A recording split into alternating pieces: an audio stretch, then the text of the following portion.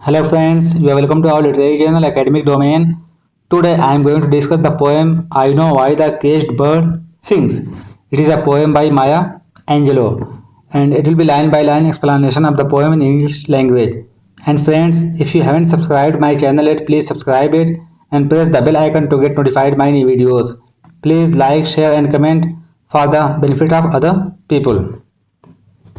So these are the points I am going to discuss in this video. First one is biography of the poet. Next one is important works of the poet. After that, there will be line by line explanation of the poem. While discussing all these things, you will get so many points which will be helpful in NET, SET and JRF exam in English language. So let's discuss few points about the poet. Maya Angelou, she was born in 1928 and died in 2014. She was an American poet, singer, memoirist, and civil rights activist.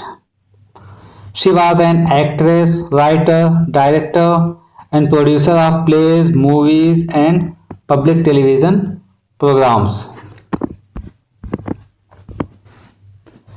Before becoming a poet and writer, she had been in many occupations such as fry cook, sex workers, nightclub dancer and performer, cast member of opera that is known as Porgy and Bess, coordinator of the South Christian Leadership Conference, and journalist in Egypt and Ghana during the decolonization of Africa. So before becoming a poet and writer, she had been in all these professions like fry cook, sex worker, nightclub dancers and performer, cast member in opera that is Porgy and Bess. It is a name of an opera, and she was the coordinator in Southern Christian Leadership Conference, and she was a journalist in Egypt and Ghana during the decolonization of Africa. So here are the few important works of the poet. Actually, she has written a lot and she was a prolific writer. So here I haven't mentioned her work, but I need to make a separate video on the biography of the poet so that I can include all these points. So very soon I am going to upload the video based on the biography of the poet Maya Angelou. So here just some basic information, like she published 7 autobiographies and 3 books of essays, several books of poetry, and is credited with a list of plays, movies, television shows. So as I told you that she was a very prolific writer, so she has written 7 autobiographies, 3 books of essays, and several poetic collections, and she has composed and written several plays, and she was the producer of the movies and television shows. And I Know Why the Caged Bird Sings is the same title of the poem and her first autobiography. So as I told you that she composed 7 autobiographies. She wrote 7 autobiographies. So the title of the first autobiography is I Know Why the Caged Bird Sings. And the poem we are going to discuss has the same title, I Know Why the Caged Bird Sings. So friends, before discussing the poem, there is an announcement that if you want to publish your research paper, article, book review, translation, poem, short story, or interview of any great personality, you can contact at 833-180-7351, or you can mail at literaryhorizon18@gmail.com. So friends, now let's discuss the poem line by line. So this is the first stanza of the poem. There are 6 stanzas in the poem. So actually this poem here, the poet mentions about 2 kinds of birds. One is free bird and another one is caged and imprisoned bird. So here the free bird is the metaphor of the white people. Free bird is the metaphor of the American people, and caged bird or imprisoned bird is the metaphor of the black people, of the Negro people, of the African or Afro-American people. So here the poet Maya Angelou is discussing about two types of birds, that how free bird has freedom for everything. He can go wherever he wants, he can do whatever he wants, but on the other hand, caged bird is imprisoned. He cannot walk properly, he cannot fly, he cannot he cannot that express himself the way free bird can express. So here the poem starts like that: a free bird leaps on the back of the wind and floats downstream till the current ends and dips his wing in the orange sun rays and dares to claim the sky. So, a free bird lives. Here, she talks about a free bird. Free bird, as I told you, is the metaphor of the white people, is the metaphor of the American people. So, a free bird lives on the back of the wind. Here, she is trying to say that a free bird has all types of freedom. She can leap, she can jump, she can spring, he can jump, he can spring, he can enjoy the freedom whatever he wants. So a free bird leaps on the back of the wind. A free bird is leaping, jumping, floating on the back of the wind, and here the poet is trying to say that a free bird is enjoying full freedom. He is that leaping, or he is floating with the wind. It means that the white people or the American people have all the freedom. They can do whatever they want, they can go wherever they want, but on the other hand, black people, African people don't have that freedom. And floats downstream till the current ends. And free bird floats downstream.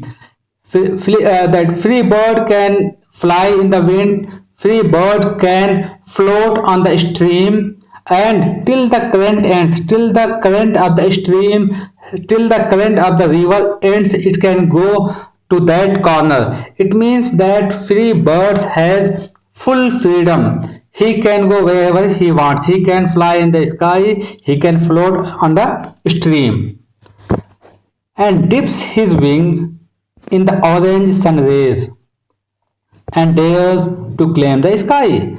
He dips his wings in the orange sun rays. We see that in the evening time, at the time of twilight, the sun, the sky will be orange. So the free bird can dip his wing in the orange sun rays. It means he can go to the sky. He can, fly in the sky. He can claim that all the sky and dares to claim the sky, and he can claim that he is the owner of the sky. He can claim that he is the owner of the space. He can claim that he has full freedom and he can go wherever he wants. He can go in the sky, he can go in the river, he can go anywhere wherever he wants. Now the second stanza, but now there is a contrast. In the first stanza, the poet talked about a free bird, and now in the second stanza, the poet is talking about a caged bird. But a bird that stalks down his narrow cage. But a bird that stalks means just stumbling, even he cannot walk properly. Down in his narrow cage, where is the caged bird? But a bird that stalks down his narrow cage can seldom see through his bars of rage. So here the poet is talking about a caged bird, an imprisoned bird, that but a bird that stalks, a bird that is stumbling, that is staggering. It means he is not able to walk properly even in the cage. Down his narrow cage. A caged bird is in his narrow cage. A caged bird is, in the cage, and he cannot go beyond the cage. He cannot go out of the cage. Can seldom see through his bars of rage. So because he is in the cage, and sometimes he can see out of the cage, because his freedom has been captured. He is in confinement. He is in imprisonment. So the poet says that a caged bird, an imprisoned bird cannot walk properly even in the cage, and sometimes he can see out of the caged bars. His wings are clipped and his feet are tied. It is not only that he is in the cage, but one thing is that he is in the cage, and other thing is that his wings are clipped, his wings are trimmed, his wings are cut off. Even he cannot fly in the cage. He cannot fly even in the cage, or he cannot walk even in the cage. That his feet are tied. Why he can't walk? Because his feet are tied. So it seems that imprisonment is not enough. One thing is that the caged bird is imprisoned, he is in the cage. Other thing is that his wings are clipped, his wings are cut off, his wings are trimmed, and his feet are tied. He cannot even walk in the cage, he cannot even fly in the cage. So he opens his throat to sing. So he has only one thing to express his feeling, that is his voice. He cannot walk, he cannot fly, but he can sing, but he can express through his voice. Now the third stanza. The caged bird sings with a fearful trill of things unknown, but longed for still, and his tune is heard on the distant hill, for the caged bird sings of freedom. The caged bird sings with a fearful trill. Again, in the third stanza, again poet talks about the caged bird, that the caged bird sings with a fearful trill. So, because he is encaged, he is in imprisonment. So, and he is, very fearful, because he is very afraid, and he can sing, but that is also with a fearful trill. His song is also, filled with fear, filled with, terror, because he cannot sing properly in cage as well. It means in cage he doesn't have full freedom to express himself. He doesn't have even his own voice. He doesn't have full freedom to express even in the cage. So that's why when he is singing in the cage, his voice is full of fear, his voice is full of terror. So the poet says that the cage bird sings with a fearful trill. So he is singing in the cage, but that is a fearful voice of things unknown, but long for still. Of what he's singing of things unknown. He is singing of something that is unknown to him. What is that unknown thing? That unknown thing is the freedom, because he never experienced the freedom. So freedom is like an unknown thing for the caged bird, for the imprisoned bird. So he is singing for the unknown thing, he is singing for the freedom, though that freedom is unknown for him, but longs for still. But he is still longing for that. He has a great desire of freedom, though he is imprisoned, though he is caged. And his tune is heard on the distant hill. So, as we know that he cannot walk properly in the cage, he cannot fly in the cage, but he has only one thing, that is voice, and he can sing in his voice, and his voice can be heard, at the distant hill. For the caged bird sings of freedom. Why? Because caged bird is singing about the freedom. Because caged bird cannot do anything else. Caged bird cannot walk properly. Caged bird cannot fly even in the cage. But he has only one thing, that is voice, and he can express himself through his voice, through his song. Now the fourth stanza. The free bird thinks of another breeze. Again, there is a contrast.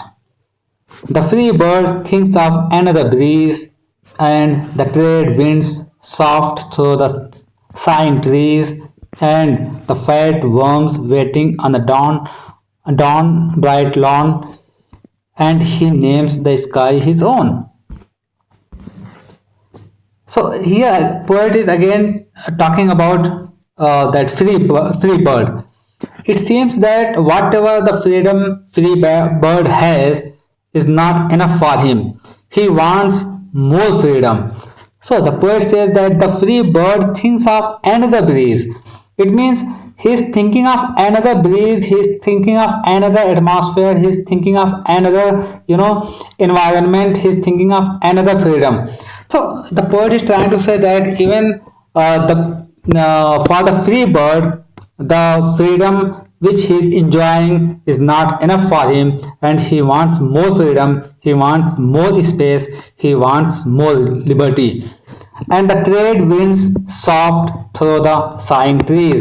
And the trade winds, and we can say the eastern wind, it is, and the trade winds, the wind is blowing through the trees, the winds are blowing through the forest, and because of that the trees are making sound, or the trees are making whispering sound. That's why poet has written as sighing trees. So here the poet is trying to say that whatever the freedom free bird has is not enough for him. So he wants more freedom. So he want to enjoy another breeze. He wants to enjoy another wind, and he is enjoying the liberty. He is enjoying the freedom. He is enjoying the winds, and he is floating on the winds through the forest, through the lawn, through the field.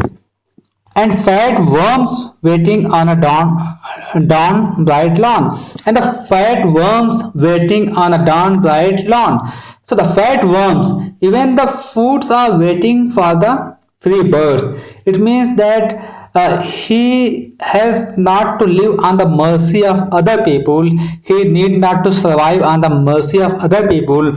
He need not to struggle for his survival, because the worms are waiting for him, because the foods are waiting for him. He need not to work hard for that. He need not to think much about his survival. And he names the sky his own, and he claims that whole sky belongs to him, and he claims that he is free to go anywhere he wants, and he claims that he has full freedom and whole sky is his own. Now the fifth stanza, again there is a contrast. In the earlier stanza, poet talked about the free bird, and in this stanza, poet is talking about the caged bird. But a caged bird stands on the grave of dreams. His shadow shouts on a nightmare scream. His wings are clipped and his feet are tied, so he opens his throat to sing.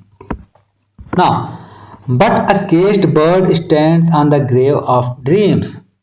In the earlier stanza, poet said that the freedom free bird is enjoying is not enough for him. But in this stanza, the poet is telling that the dreams of caged bird are his own grave. But caged bird stands on the grave of his dreams. Caged bird has many dreams. He has the dream of freedom. He has the dream of education. He has the dream of basic rights. He has the dream of health. He also dreamt whatever the free bird is enjoying. So, but his dreams became his own grave. But his dreams, are dead now, because his dreams are unfulfilled, and he is in the cage and he cannot fulfill his dream. So, the poet is telling that, but the caged bird stands on the grave of his dream. But the caged bird is standing on the grave of his own dream, because his dreams are his grave now. His dreams are dead now. They are unfulfilled now. His shadow shouts on a nightmare scream. And the voice, the sound of the caged bird is like a nightmare scream.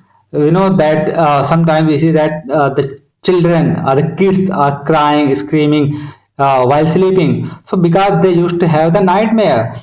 So here the poet is comparing the voice of the caged bird with a nightmare. So his voice, his sound, the sound of the caged bird is like a nightmare scream. His wings are clipped and his feet are tied, so he opens his throat to sing. And his wings are trimmed off, his wings are cut off, and his feet are tied. That's why he has only one thing to express, that is his throat, that is his voice. So he sings for the freedom, he sings to express himself. Now, the last stanza, the sixth stanza. The caged bird sings with a fearful trill of things unknown but longed for still, and his tune is heard on the distant hill, for the caged bird sings of freedom. So it is a repetition of the third stanza. So please listen third stanza again.